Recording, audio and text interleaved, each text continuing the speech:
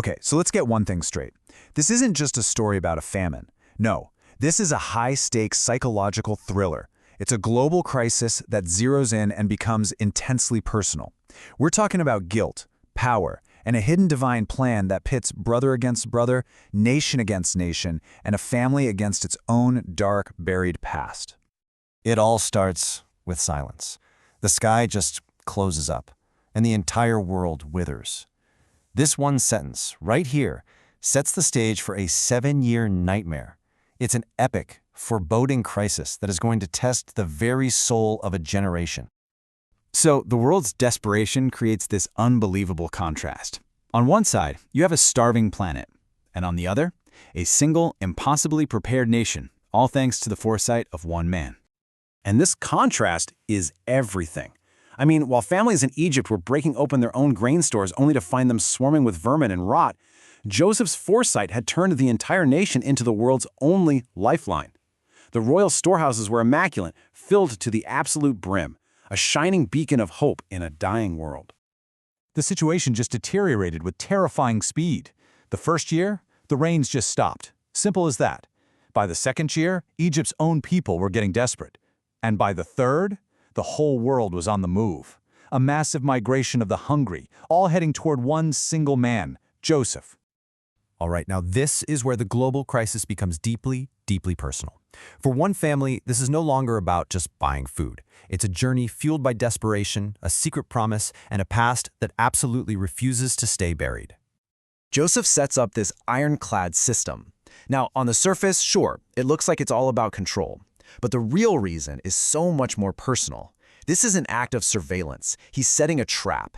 And every single night, he is personally reviewing those gate lists, waiting for a very specific set of names to show up. So back in Canaan, hunger forces Jacob's hand. He sends 10 of his sons on this mission for survival.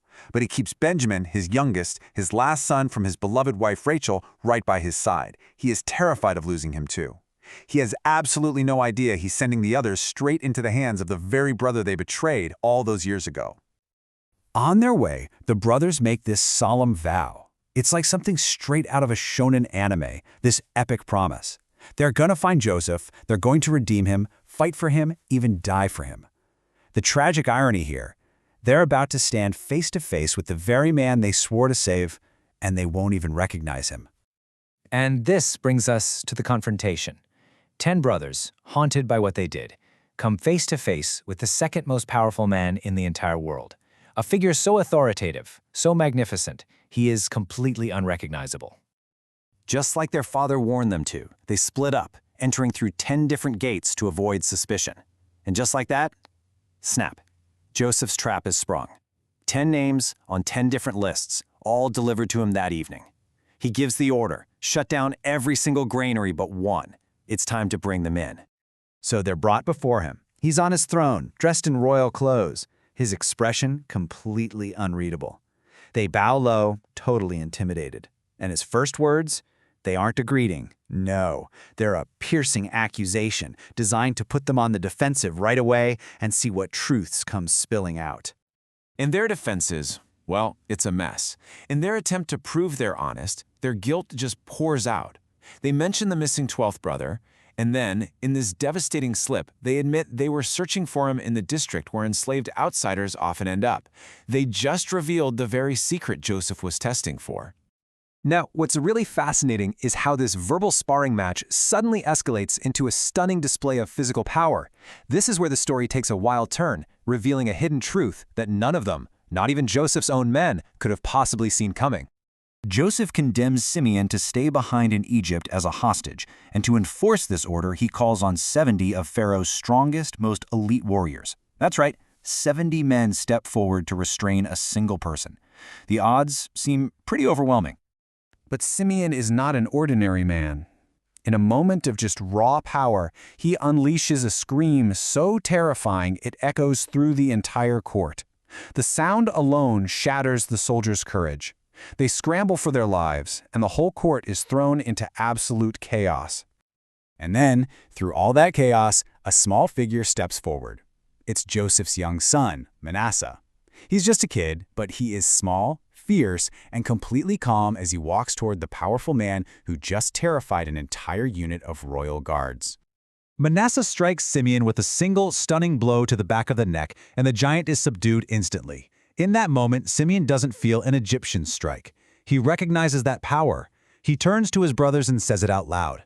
That wasn't an enemy. That was the strength of their own family. So the physical test is over, but the psychological one? Oh, it has just begun. Joseph twists his brother's relief into a brand new kind of terror, turning their journey home into a complete nightmare. Joseph's plan unfolds with cold, calculated precision. He gives them everything they came for, grain for their families, food for the road. But then he adds one final, devastating touch. He secretly returns the silver they paid with, planting it back in their sacks to set a brand new trap for their conscience. On the road home, Levi opens this sack and makes the horrifying discovery. A wave of pure panic just washes over them. This isn't a gift. This feels like divine judgment. Suddenly, it seems like God himself is trapping them, and every old sin feels like it's being dragged out into the light. And you can just see their turmoil right here. Their shared fear immediately breaks down into finger-pointing. Judah just confesses outright, this is punishment for selling Joseph. But Reuben, the oldest, he hits them with his bitter, I told you so. Their unity is gone, replaced by just raw, panicked guilt. When they finally get home, the news they carry only shatters their father, Jacob. This slide just stacks one unbearable loss right on top of another. Joseph, gone. Now Simeon, a prisoner. And on top of all of that, a powerful foreign ruler is demanding Benjamin. Overwhelmed by decades of grief, Jacob just refuses. He cannot bear to lose another son, especially not Benjamin. His refusal is absolute, leaving the entire family trapped between the certainty of starvation and an impossible, heart-wrenching choice. And that's where we end things for now, with the family at a complete impasse. Joseph's test has brought them to their knees, forcing them to confront their past. But it leaves us with this question, right? What happens when a test is designed not to break you, but to ultimately redeem you? Can anyone really pass a trial that comes from a place of such deep, hidden love?